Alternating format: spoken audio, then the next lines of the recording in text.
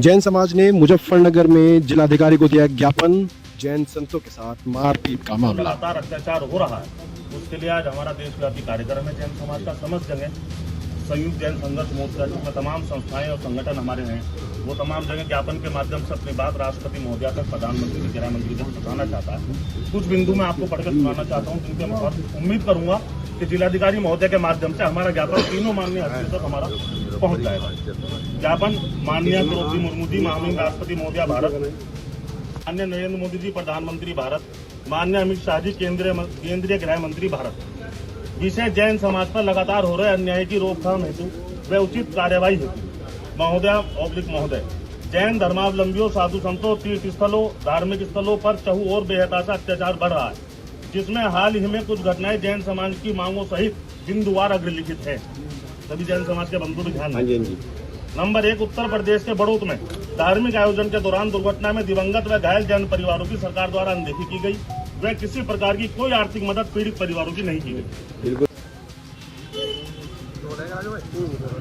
आज DM office आए हैं ज्ञापन देने के लिए जैन समाज के संबंध में, क्या मामला था, क्यों डीएम साहब के आना? देखिए, मामला तो यह है कि जैन धर्मावलंबियों पर, साधु संतों को पर, तीर्थ स्थलों पर, धर्म स्थानों पर लगातार बहुत समय से अलग अलग प्रकार से अलग अलग स्थानों पर अत्याचार होता आ रहा है। मुख्य बिंदु जो हमने हाल ही में हुई हैं घटनाएं, जैसे बड़ौत के अंदर दुर्घटना हुई, उसमें 10 जैन समाज के लोग हताहत हुए और काफी लोग घायल हुए। सरकार ने उनकी कोई मदद नहीं करी, बहुत गरीब परिवार, वंचित परिवार के लोग थे।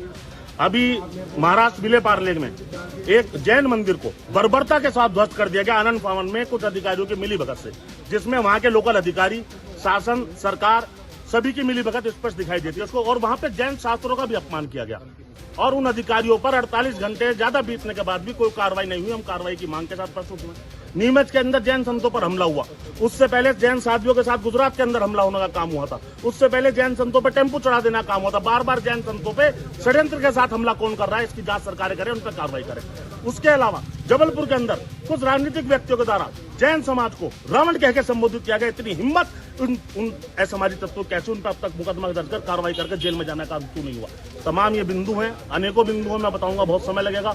लगातार इन शॉर्ट बात यह है कि लगातार जैन धर्म पर, जैन अनुयायियों पर, जैन धर्म स्थलों पर लगातार हमले हैं। कोई सोच है अनूप मंडल जैसी सोच जो देश के अंदर जैन समाज के विरुद्ध काम कर रही है, इस सोच को रोकना पड़ेगा। ऐसे असामाजिक कृत्य करने वाले लोगों पर कानूनी कार्रवाई करनी पड़ेगी। जैन तीर्थ स्थलों, धर्म स्थलों, साधु संतों की सुरक्षा को भी सुनिश्चित करना पड़ेगा।